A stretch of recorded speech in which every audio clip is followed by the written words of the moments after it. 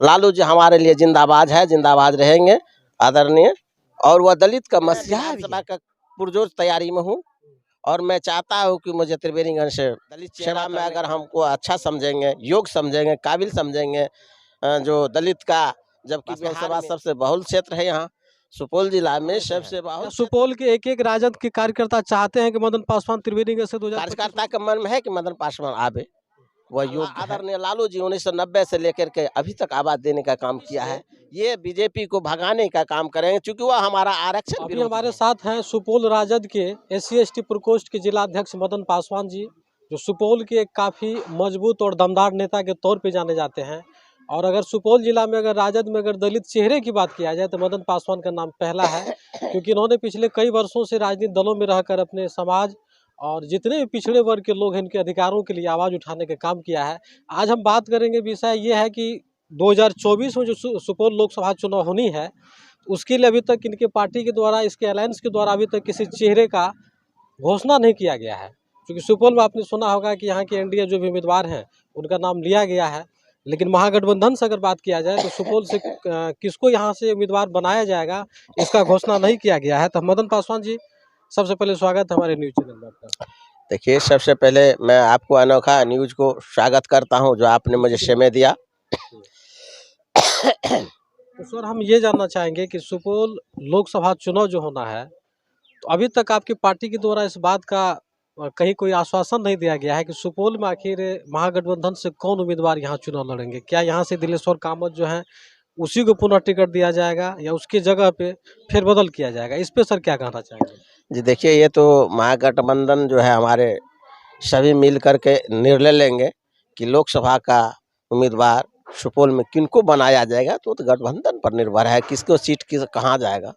Seat जिसको होगा उसको दिया जाएगा। लेकिन सुनाई में ऐसा आ रहा है कि यहाँ पे दिलेश्वर कामत का जो है टिकट कट भी सकता है। कहीं से कहा जा रहा है कि रंजिता रंजन यहाँ से चुनाव लड़ सकते हैं। तो मतलब इस तरह की बातें सामने आ रहे हैं।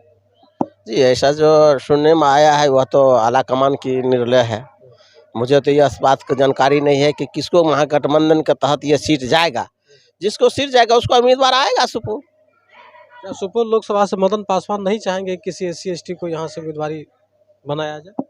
जी, ये तो मेरा आला कमान आदरणीय तेजस्वी जी और लालू जी करेंगे। वो तो आला कमान है, वो किनको देंगे नहीं देंगे।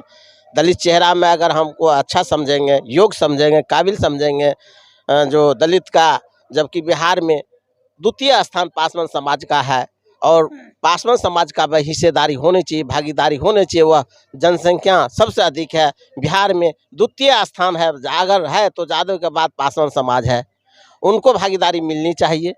जातीय जनगणना में तो स्पष्ट हो गया है कि यादव के बाद पासवान 2 नंबर पे हैं, इनकी संख्या अधिक है, तो इस तरह से हिस्सेदारी इनको मिलनी चाहिए। तो क्या लग रहा है कि सुपौल लोकसभा में अब तक किसी भी SC/ST को लोकसभा से आपकी पार्टी चुनाव नहीं लड़ाई है, इस बार उस आधार पर दिया जाएगा? देखिए, जनसंख्या के आधार पर हक बनेगा। अगर हम आएंगे उसके आधार पर, जनसंख्या के आधार पर अगर हमारी पार्टी आला कमान महागठबंधन का समझेगा तो ST/ST का तो सीट यहाँ है ही नहीं। दूसरी बात है ये जनरल है, वो चाहेगा आला कमान तो वो देगा ST/ST को। अगर सीट बचाना चाहता है तो वो देगा, पासवान समाज में देगा। पासवान समाज सबसे बहुल क्षेत्र है यहाँ सुपौल जिला में, सबसे बहुल क्षेत्र है पासवान का। और पासवान को टिकट दिया जाएगा? देखिए, तो आला कमान की बात है। आला कमान किसको देंगे नहीं देंगे, SC/ST में देंगे कि जनरल में देंगे? पूरे बिहार में 40 लोकसभा है, कितने लोकसभा सीट आप लोग जीतने जा रहे हैं? देखिए, मैं 2024 में मेरे अनुसार अनुभव जो किए, हम जो क्षेत्र के दौरा करते हैं तो हम 40 के 40 सीट हम महागठबंधन लेंगे। इस बार बीजेपी को यहाँ से खदेड़ने का काम हम लोग कर रहे हैं। अभी मटियानी में हम हैं, आपके मटियानी में, छातापुर प्रखंड में, मटियारी में आए हैं। जनता से हमने संपर्क कर चुके हैं और 2024 में ये बीजेपी को भगाने का काम करेंगे क्योंकि वह हमारा आरक्षण विरोधी है, वो मेरे संविधान को विरोध करते हैं। हम दलित उसको छोड़ेंगे नहीं। भाजपा भी 40 सीट का दावा कर रही है, वो भी कर रही है 40 सीट हम जीतने जा रहे हैं, आप लोग भी कर रहे हैं 40 सीट हम लोग जीत रहे हैं। वो जो तो जनता सिखाएगी उसको सबक, 2024 में जनता सिखाएगी। जो उसको क्या यहाँ भागने का मौका नहीं मिलेगा, किधर जाएगा नहीं जाएगा बीजेपी वाले। वह इस बार महागठबंधन 40 के 40 सीट लेने जा रहा, यह आप तय कर लीजिए। जातीय जनगणना जो किया गया है बिहार में और आरक्षण का दायरा जो बढ़ाया गया है, क्या लगता है ये काफी प्रभाव डाल सकता है 2024 के चुनाव पे? जी, ये बहुजन समाज जो है वह जाग चुका है। बहुजन को जागरूक हो चुका है। ये 85% हम बहुजन है। इस बार हम सभी जागरूक हो चुके हैं। जनगणना जो हुई है बहुत बड़ा अच्छा काम किया है और सबको गरीब गुरबा को भी नज़र खोर दिया है। हम धन्यवाद देते हैं बिहार सरकार को जो जातीय जनगणना करके हम लोग का भी हक अधिकार देने का दिलवाने का काम करेंगे। इससे अधिक हम लोग को भागीदारी मिलेगा। अब जनसंख्या के आधार पर हम लोग को मिलना चाहिए। नेताजी नहीं मारा है कि 2025 के विधानसभा चुनाव में मदन पासवान त्रिवेणीगंज विधानसभा चुनाव लड़ने की तैयारी कर रहे हैं, इसमें कितनी सत्यता है? देखिए, बात यहाँ है कि कार्यकर्ता में उत्सुकता है, कार्यकर्ता में उमंग है, जो चेहरा नया आना चाहिए।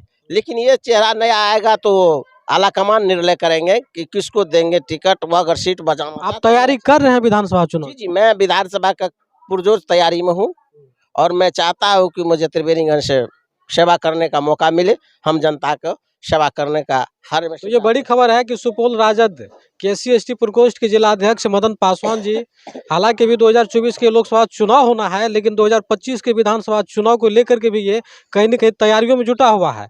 चूँकि त्रिवेणीगंज विधानसभा जो रिजर्व विधानसभा है, वहाँ से ये चुनाव लड़ना चाहते हैं। तो नेताजी क्या लगता है कि 2025 के विधानसभा चुनाव आप तैयारी तो कर रहे हैं, क्या पार्टी आपको टिकट देगी, वहाँ से चुनाव लड़ाएगी? या लड़ाएगी तो किस आधार पर लड़ाएगी? आखिर मदन पासवान में क्या कुछ ऐसा है जो इनको टिकट देगी? देखिए, सवाल है आला कमान ही निर्णय लेंगे कि किसको त्रिवेणीगंज से लड़ाएंगे। लेकिन मन तो हम बनाए हुए जनता के सेवा किए हैं, कर रहे हैं। पार्टी में हम शुरू से हैं। क्या सुपौल के एक राजद के कार्यकर्ता चाहते हैं कि मदन पासवान त्रिवेणीगंज से 2025 में चुनाव लड़े?